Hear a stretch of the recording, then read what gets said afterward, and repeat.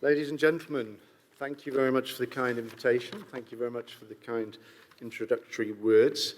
I'm delighted to be here in Leeds today, talking about a topic that I'm very passionate about. It's great to be back in Yorkshire, where I was born, but BASF also has a very important chemical site not so far away from here in Bradford. But first of all, I'd just like to tell you, before kicking off, about an experience I had today when I walked in. And I think this, I'm addressing everybody, but I'm also addressing, in particular, the men. I walked in, and I was in a massive minority. So I went and stood at a table, because I didn't really know where to go. And then the first person that came over to speak to me was another Richard, a man, who came over, and he said, I thought I'd come and talk to you, a man, first. Now, what is this telling us? I think the men in the room, this, I think, is a clear message that when women walk into a room full of men, how, not my words, the other Richard's words, how intimidating it might be. So I think there's a message there for all of us. I'm delighted to be here today. I'm Managing Director of BASF Group companies in UK and Ireland. We have 8 legal entities, we have 1,000 people, we have multiple sites across the UK, from the Outer Hebrides, an unusual place to have a site, the one extreme in the north, down to Littlehampton in the south.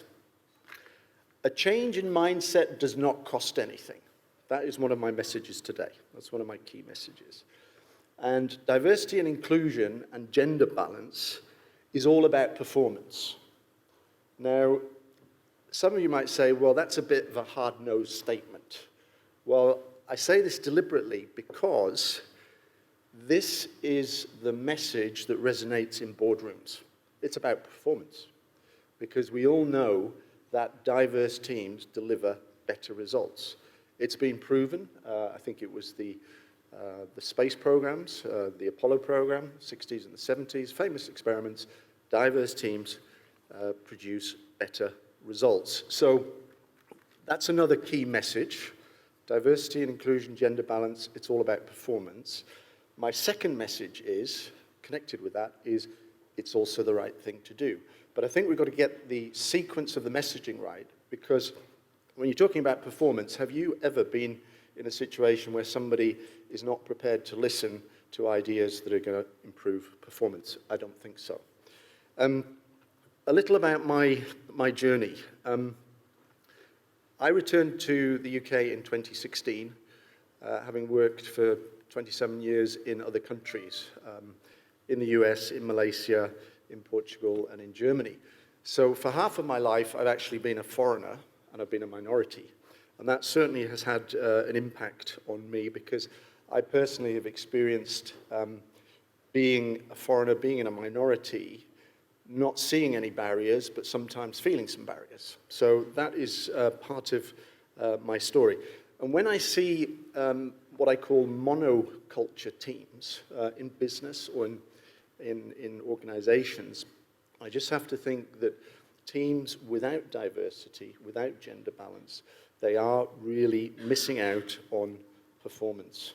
And this is a message that I talk actively about in my role at BASF. So let's talk about the journey at BASF. When I returned in 2016, the management team of BASF UK and Ireland was all men. So I started the discussion on diversity, inclusion, and gender balance.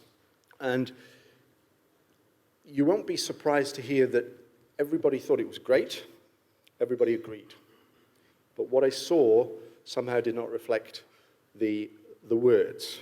So another key message from my point of view is it's all about action, show me the money. Yeah, it's all about action, show me the money.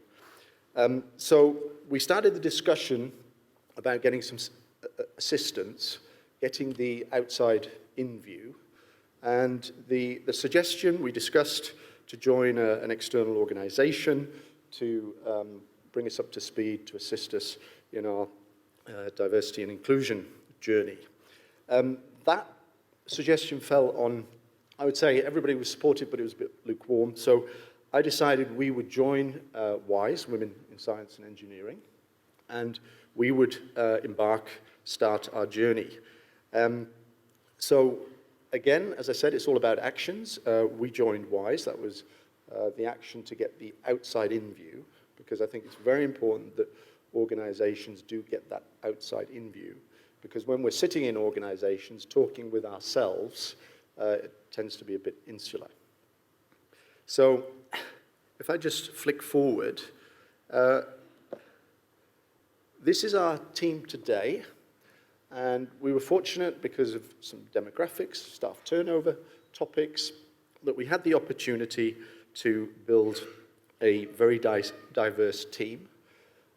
And by changing the composition of the team, you change the discussion topics, you change the perspectives.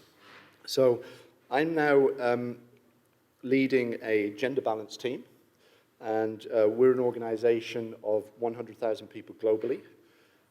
I was one of the members of the Global Diversity and Inclusion League that was kicked off 2 years ago in Germany. So I represent BASF UK and Ireland also in our global discussions on diversity and inclusion.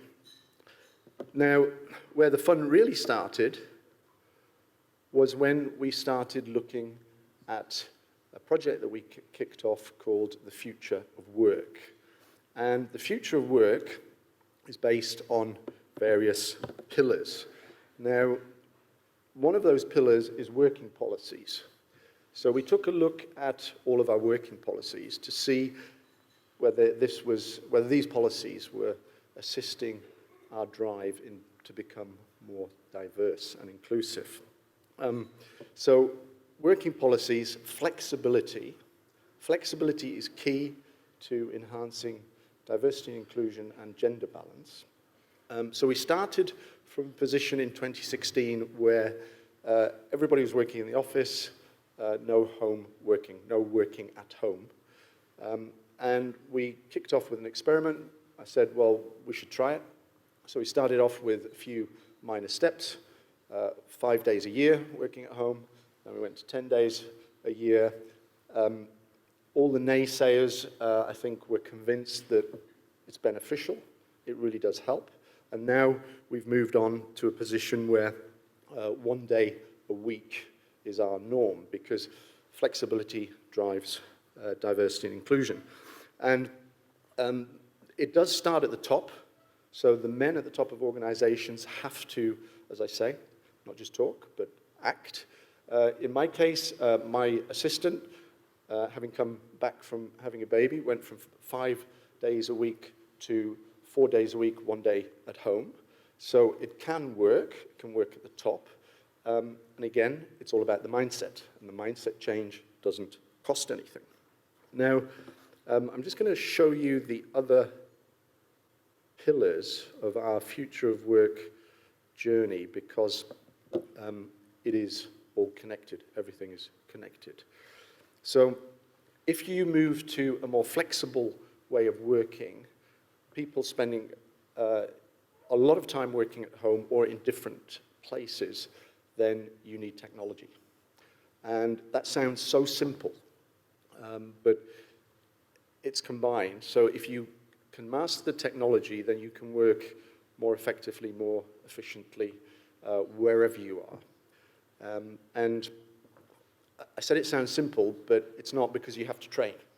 So one of the steps we took in our leadership team, we now have the first hour of our leadership team meeting, talking about technology, talking about the tools, talking about can we ourselves master the tools, be it WebEx, Jabber, whatever it may be.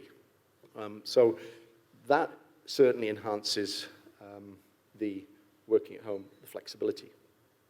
Now, when we look at the workplace, another part, a key pillar of our journey, we decided that we would change the way we work to become more open. So we all moved out of our offices. We work in open spaces, but we all have spaces that we can retreat to. So the naysayers were saying, well, I don't have any confidential space. Well, yes, you do.